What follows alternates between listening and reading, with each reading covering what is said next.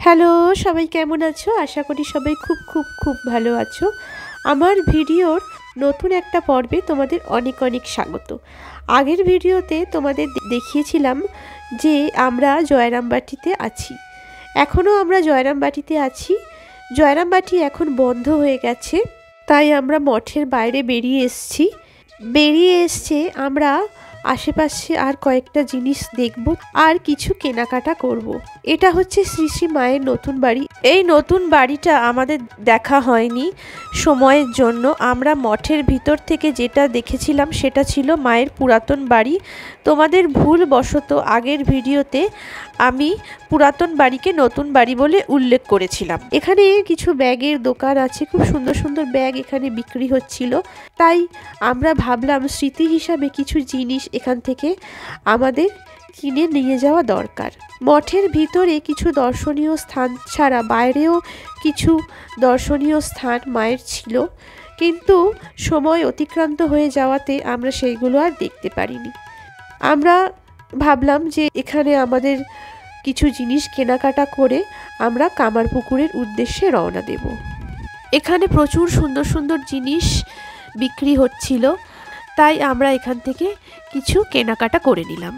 এরপর আমরা কামারপুকুর যাব বলে অটোর খোঁজ করতে লাগলাম। তার আগে এই মন্দিরটা দেখতে পেলাম। তারপর এই মন্দিরটার সামনে উপস্থিত হলাম। এই মন্দিরটা ছিল মঠের বাইরে। এটা হলো স্বর্গীয় কালীকুমার মুখোপাধ্যায়ের বাড়ি। শ্রী শ্রী মা তার ভাইদের সংসারে যখন ছিলেন এই ঘরে জগদ্ধাত্রী পুজো করতেন। শ্রী শ্রী মা গোপাল বিগ্রহটি ভাইপো ভূদেব মুখোপাধ্যায়কে দেন। বিগ্রহটি এই ঘরে আছে। তোমরা লক্ষ্য করলে দেখতে পাবে এখানে ছোট্ট একটা খাটের উপরে গোপালকে শয়ন দেয়া আছে। এই গোপালটি মা শারদা তার ভাইপোকে দিয়েছিলেন। খুব ভালো লাগছিল মা শারদার স্মৃতি বিজড়িত এইসব ঘর সমস্ত জিনিস দেখে মনের মধ্যে এক অভূতপূর্ব অনুভূতি হচ্ছিল। দেখো এখানে সেই গোপাল আর সেই ঘরের সমস্ত ইতিহাস সাইনবোর্ডে লেখা আছে। এছাড়া মায়ের পুরানো বাড়িটি এর পাশেই ছিল। তোমাদের জয়রামবাটিতে যে দর্শনীয় স্থানগুলি দেখালাম সেই স্থানগুলি ছাড়াও মঠের বাইরে ছিল সারদা দেবীর সঙ্গিনী ভানুপিসির বাড়ি, সিংহবাহিনী মন্দির, যাত্রা সিদ্ধি রায় মন্দির, বাঁরুজ্জে পুকুর, মায়ের ঘাট ও আমোদর নদ। এই হলো সেই মায়ের পুরাতন বাড়ি, যেটা আমাদের দেখা হয়নি সময়ের অভাবে। যেহেতু ভোগ খেতে অনেকটা সময় আমাদের লাইনে দাঁড়াতে হয়েছিল, বাকিগুলো সময়ের অভাবে আমরা দেখে উঠতে পারলাম না। যেতে হবে কামারপুকুর, সেখানেও অনেক কিছু দেখার আছে।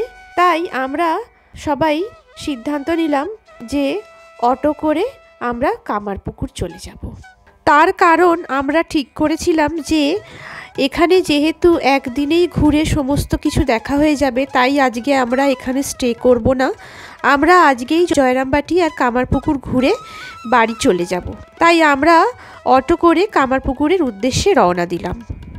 আমরা কামারপুকুর এসে গেছি। যেহেতু এখনও 3:30 বাজেনি, সেই জন্য কামারপুকুর রামকৃষ্ণ মঠ, যেখানে শ্রীরামকৃষ্ণ দেবের জন্মস্থান, সেই জায়গাটা এখনও খোলেনি। মঠের ভিতরে শ্রীরামকৃষ্ণদেবের বাসস্থান এবং জন্মস্থান আছে।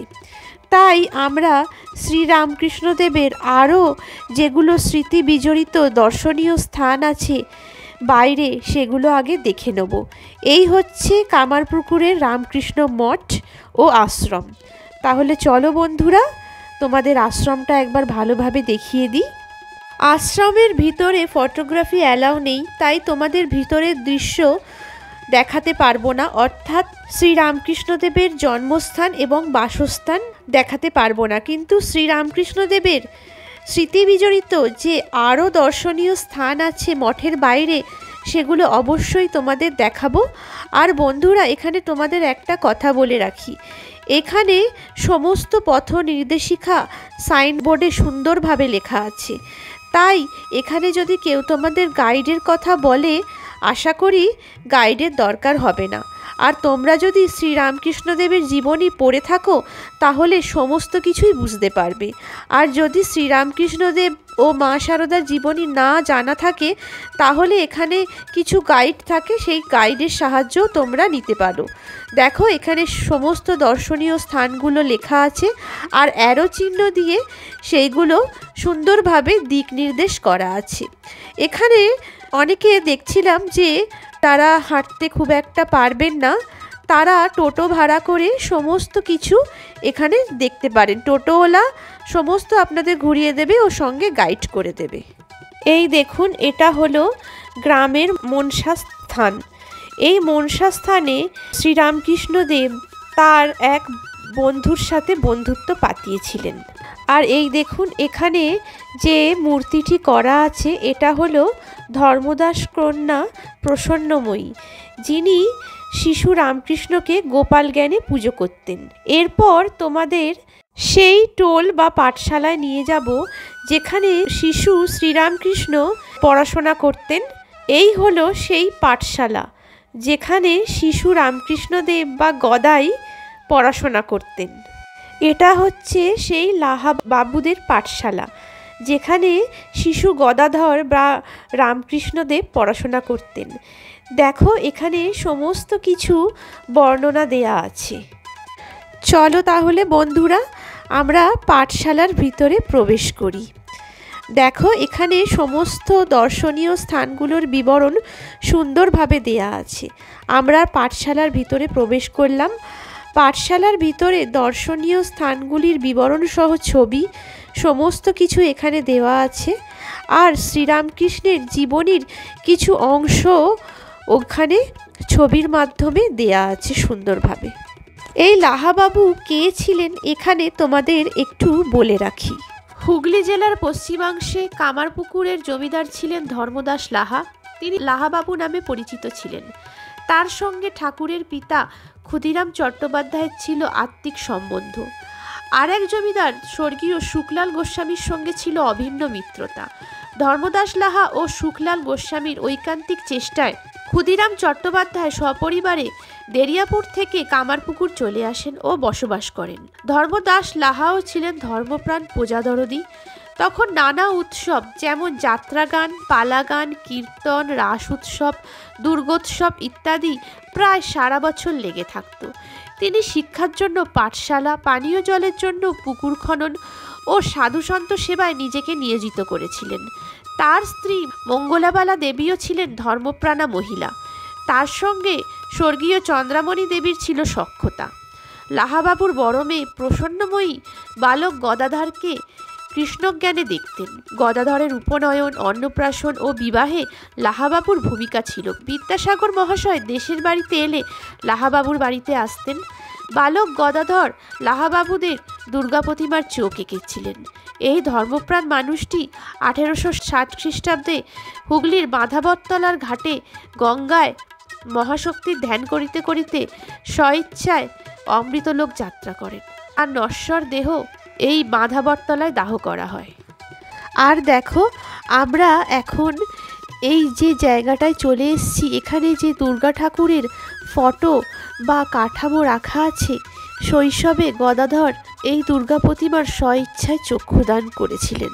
এই হচ্ছে সেই দুর্গা মণ্ডপ আর দুর্গা প্রতিমা, যেই প্রতিমায় শৈশবে গদাধর স্বইচ্ছায় চক্ষুদান করেছিলেন।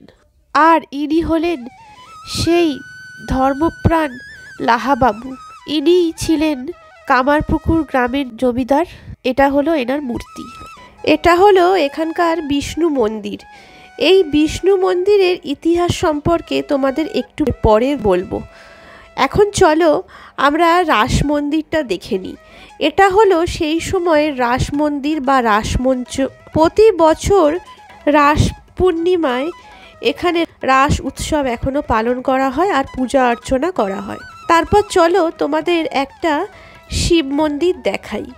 এটা হলো পার্বতীনাথ শিব মন্দির।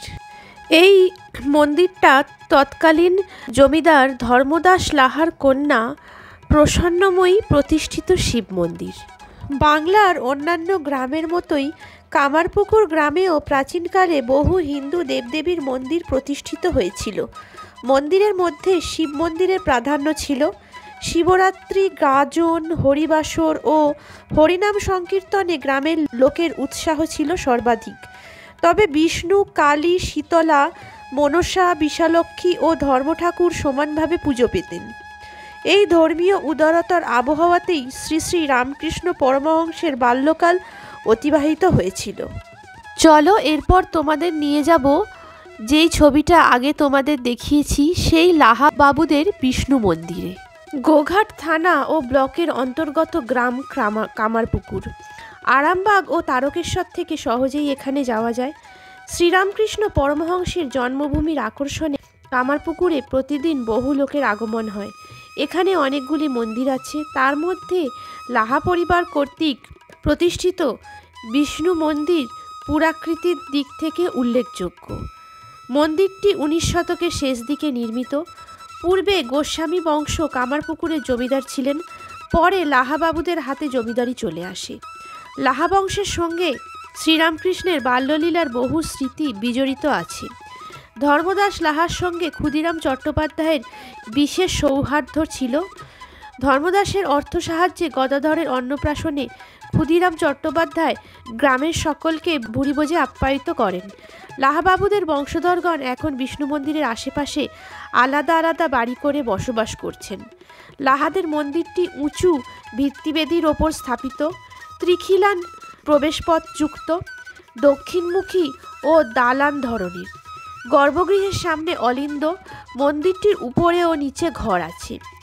মন্দিরের সামনের দেয়ালে দুধারে এবং মাথার উপর এক সারি ফলকের মধ্যে 20টি টেরাকোটার দেবদেবীর মূর্তি আছে। মূর্তিগুলি হল রাম সীতা, ষড়ভুজ গৌরাঙ্গ, ভগীরথের গঙ্গা আনয়ন, মা ষষ্ঠী, শালবঞ্জিকা, রামভক্ত হনুমান ও সিদ্ধিদাতা গণেশ ইত্যাদি। মূর্তিগুলি কয়েকটি এখন নষ্ট হয়ে গেছে। অলিন্দের দেয়ালে কয়েকটি হাতে আঁকা চিত্র আছে। গর্ভগৃহের দরজার দুপাশে 2টি মানুষের মূর্তি উল্লেখযোগ্য। গর্ভগৃহে শ্রী শ্রী বিষ্ণু নারায়ণশিলা নিত্য পূজিত। বাল্যকালে গদাধর পাঠশালায় পড়তে না গিয়ে এই মন্দিরে এসে মা কালীর ছবি আঁকতেন এবং ধ্যান করতেন। এখানে উল্লেখ্য, বাল্যকালে শ্রীরামকৃষ্ণ যে পাঠশালায় পড়তেন সেটি এই মন্দিরের পাশেই অবস্থিত। এই মন্দিরটির উপরে ও নিচে ঘর আছে। গদাধরকে পাঠশালাতে বিয়োগ করতে দিলে এই মন্দিরে চলে আসতেন এবং মা কালীর মূর্তি আঁকতেন ও ধ্যান করতেন। এই মন্দিরটি বর্গী মারাঠাদের আমলে। এখানে যে বলা হয়েছে, ছোটবেলায় গদাধর বা ঠাকুর শ্রী শ্রী রামকৃষ্ণকে যদি বিয়োগ করতে দেয়া হতো, উনি এই মন্দিরে এসে মা কালীর ছবি আঁকতেন ও ধ্যান করতেন। এখানে এই কথাটির একটি তাৎপর্য আছে। সেই তাৎপর্যটি হলো, উনি বিয়োগ করতেন না, তার কারণ উনি এই জগতে কোনো কিছু বিয়োগ বা অপসারণ করতে আসেননি। উনি শুধুমাত্র যোগ করতে, অর্থাৎ সমস্ত কিছু সৃষ্টি করতে এসেছেন, তাই তিনি বিয়োগ করতে চাইতেন না। এই হচ্ছে সেই মন্দির যেখানে শ্রীরামকৃষ্ণ বাল্যবেলায় মা কালীর ছবি আঁকতেন। আমরা সবাই একে একে মন্দির দর্শন করে নিলাম। বেশ সুন্দর একটা পরিবেশ ছিল কামারপুকুরে, দারুণ লাগছিল। খুব সুন্দর একটা গ্রাম, শ্রীরামকৃষ্ণের মহিমা জর্জরিত, খুবই সুন্দর একটা গ্রাম। তাহলে চলো বন্ধুরা, মন্দিরটা তোমাদের ভালোভাবে দেখিয়ে দিই। আর মন্দিরের মধ্যে যে বিগ্রহ আছে সেটা ভালোভাবে তোমরা দর্শন করে নাও। এই মন্দিরের আন্ডারগ্রাউন্ড একটা ঘরও আছে। কামারপুকুরের আদি নাম শুকলালগঞ্জ, গদাধর বা শ্রীরামকৃষ্ণদেবের লীলাভূমি। কামারপুকুরের পথ প্রান্তর, পুষ্করিণী, আলের পথ, নীল আকাশ, গোচারণ ভূমি গদাধরের খুব প্রিয় ছিল। গয়া বিষ্ণু, গঙ্গা বিষ্ণু লাহা ছিল অন্তরঙ্গ বন্ধু। কত লীলা এই স্থানে। যাত্রা দল, বাউলের দল, সংকীর্তনের দল, আর ছিল স্যাঙাতের দল। মধুমোদকের জিলিপির দোকান, চিনুর মুদির দোকান, লাহাবাবুদের পাঠশালা, ধর্মশালা, আইন কুঠির, ধনিমা, আর ধর্মদাস লাহার কন্যা প্রসন্নময়ীর আদর। এই কামারপুকুরের মাটির সঙ্গে মিশেছিল গদাধরের জীবন। এমন কোনো জায়গা নেই গদাধরের চরণ স্পর্শে ধন্য হয়নি। কামারপুকুর আজ পুকুর নয়, মহাসাগর। কি যে ভালো লাগছিল এইসব স্থান ঘুরে, যে তোমাদের বলে বোঝানো যাবে না। অনেক ভাগ্যবান আমরা যে এইসব স্থান ঘুরে আমরা দেখতে পারছি। চলো বন্ধুরা, আমরা এখন এসে গেছি গোপেশ্বর শিব মন্দির। কামারপুকুরে শ্রীরামকৃষ্ণদেব পাঠশালার পূর্ব দিকে অবস্থিত এই গোপেশ্বর মন্দির। গোপীলাল গোস্বামী এই মন্দিরটি প্রতিষ্ঠা করেন। গোপেশ্বর শিব জাগ্রত দেবতা। দক্ষিণেশ্বরে শ্রীরামকৃষ্ণদেবের দিব্যোন্মাদের খবর পেয়ে মাতা চন্দ্রমণি দেবী পুত্রের মঙ্গল কামনায় এই মন্দিরে ধর্ণা দিয়ে পড়ে থাকার পর প্রত্যাদেশ পান, মুকুন্দপুরে শিবের নিকট হত্যা দাও, মনস্কামনা পূর্ণ হবে। এই মন্দিরে নিত্য সেবার ব্যবস্থা আছে। এই শিব মন্দিরের সামনে বহু পূর্বে একটি নাট মন্দির ছিল। চলো আমরা এখন যাব শ্রীরামকৃষ্ণদেবের ভিক্ষা মা ধনী কামার্নির মন্দিরে। স্মরণীয়া শ্রী শ্রী ধনী কামার্নি ছিলেন বালক গদাধরের ভিক্ষামাতা ও চন্দ্রমণি দেবীর ঘনিষ্ঠ সহচরী। তারই পবিত্র বাস্তভূমির উপর এই মন্দির প্রতিষ্ঠিত। গদাধরের জন্ম হয় ঢেকিসালে। জন্মের পর তিনি ধান সিদ্ধ করা উনানের মধ্যে গড়িয়ে পড়েন। ধনীমাতাই উনানের ছাইমাখা নবজাত দেবশিশুকে সর্বাগ্যে দর্শন, স্পর্শ, পরিচর্যাদি করার পরম সৌভাগ্য লাভ করেছিলেন। যশোদামা যেমন শ্রীকৃষ্ণকে লালন পালন করেছিলেন, ধনীমাও সেরূপ বালক গদাধরকে লালন পালন করেছিলেন। শুভ উপনয়নের সময় অন্তর্যামী গদাধর গোঁ ধরেন, ধনী কামার্নি ছাড়া কারোর কাছে ভিক্ষা নেবেন না। তার প্রাণ চেয়েছে ধনীকে ভিক্ষামাতা হিসেবে পাওয়ার। লোকাচার ও সামাজিক বিধিনিষেধ তাকে দমাতে পারল না। শেষ পর্যন্ত গদাধর প্রসন্ন চিত্তে ধনী কামার্নির হাতেই প্রথম ভিক্ষা নিলেন। সত্যরক্ষা হল। বাল্যবিধবা ও নিঃসন্তান ধনী কামার্নি হলেন মহাভাগ্যবতী। ত্রিভুবনকে যিনি ভিক্ষা দিয়ে বেড়ান, তাকেই তিনি দিলেন ভিক্ষা। চলো এখন তোমাদের নিয়ে যাব কামারপুকুরে। হ্যাঁ, যেই পুকুরের নাম অনুসারে এই জায়গার নাম দেয়া হয়েছে কামারপুকুর, সেই পুকুরে তোমাদের নিয়ে যাব। তার আগে চলো, পুকুরের সামনে এরকম একটা মন্দির টাইপের ছিল। সেখানে দোতলায় মা কালীর একটা মূর্তি ছিল। আর এখানে কিছু শ্রীরামকৃষ্ণের সম্বন্ধে কিছু কথা এখানে লেখা ছিল। তাহলে বন্ধুরা, কামারপুকুর সম্পর্কে তোমাদের কিছু তথ্য এখানে দিয়ে রাখি। শ্রীরামচন্দ্রের জন্ম অযোধ্যায়, শ্রীকৃষ্ণের জন্ম মথুরায়, বুদ্ধদেবের জন্ম কপিলাবস্তু, প্রভু যিশুর জন্ম জেরুজালেম বেথেলহামে, মোহাম্মদের জন্ম মক্কা শরীফে, ভগবান শ্রী শ্রী রামকৃষ্ণদেবের জন্ম এই কামারপুকুর গ্রামে। ওনার বাল্যনাম গদাধর। এই পুষ্করিণীর নাম অনুযায়ী এই গ্রামের নামকরণ হয় কামারপুকুর। ধনী কামার্নির পিতৃকুলের কোনো ঊর্ধ্বতম পুরুষ কর্তৃক কামার পুষ্করিণীটি খনিত হয়। বর্তমানে এই কামারপুকুরটি লাহাবাবুদের অধীন। এই হলো সেই কামারপুকুর, যার নাম অনুসারে এই জায়গার নাম হয়েছে কামারপুকুর। আমরা কামারপুকুর ঘাটে কিছুক্ষণ বসেছিলাম। বেশ ভালো লাগছিল, শান্ত শীতল একটা হাওয়া আসছিল।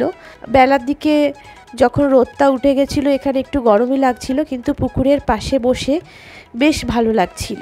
খানিকক্ষণ আমরা এই কামারপুকুরের সামনে কাটিয়ে তারপরে আরও এখানে যা যা ঘোরার জিনিসগুলো আছে সেগুলো ভালোভাবে ঘুরে দেখলাম। এরপরে আমরা একটা তৎকালীন কালী মন্দির দেখতে গেলাম। এটি হলো শ্রী শ্রী কালীমাতার মন্দির, শ্রী রামকৃষ্ণদেবের স্মৃতি বিজড়িত। এরপর আমরা সমস্ত কিছু এখানে ভালোভাবে ঘুরে দেখতে দেখতে রামকৃষ্ণ মঠ খুলে গেল। 3:30 বেজে গেছিল। রামকৃষ্ণ মঠের ভিতরের ছবি তোমাদের দেখাতে পারবো না। এই রামকৃষ্ণ মঠের ভিতরে ছিল শ্রীরামকৃষ্ণের বাসস্থান এবং তার জন্মস্থান। আমাদের সমস্ত দর্শনীয় স্থান দেখা কমপ্লিট করে আমরা সবাই মিলে চিন্তা ভাবনা করলাম যে আমাদের যখন একদিনেই কামারপুকুর জয়রামবাটি ঘোরা হয়ে গেল, তখন এরপর আমরা বিষ্ণুপুরের উদ্দেশ্যে যাত্রা করব। এর পরের ভিডিওতে তোমাদের দেখাবো বিষ্ণুপুরের দর্শনীয় স্থানগুলি। তাহলে বন্ধুরা, ভিডিওটা তোমাদের কেমন লাগলো আমাকে অবশ্যই জানিও। যদি ভিডিওটা ভালো লেগে থাকে তাহলে লাইক করো, কমেন্ট করো, আর আমার ভিডিওটা শেয়ার করো। আর আমার চ্যানেলটা সাবস্ক্রাইব করো, পাশে থাকা বেল আইকনটা অবশ্যই প্রেস করে দিও ফর মোর ভিডিওস নোটিফিকেশন। তাহলে বন্ধুরা, আজকে এই পর্যন্তই। আবার তোমাদের সাথে দেখা হবে নতুনভাবে নতুন একটা ভিডিওতে। সেই ভিডিওতে তোমাদের বিষ্ণুপুরের দর্শনীয় স্থানগুলো দেখাবো আর সেখানকার কিছু ঐতিহাসিক গল্পও শোনাবো। তাহলে বন্ধুরা, আজ এত পর্যন্তই। নতুনভাবে নতুন ভিডিওতে আবার দেখা হচ্ছে।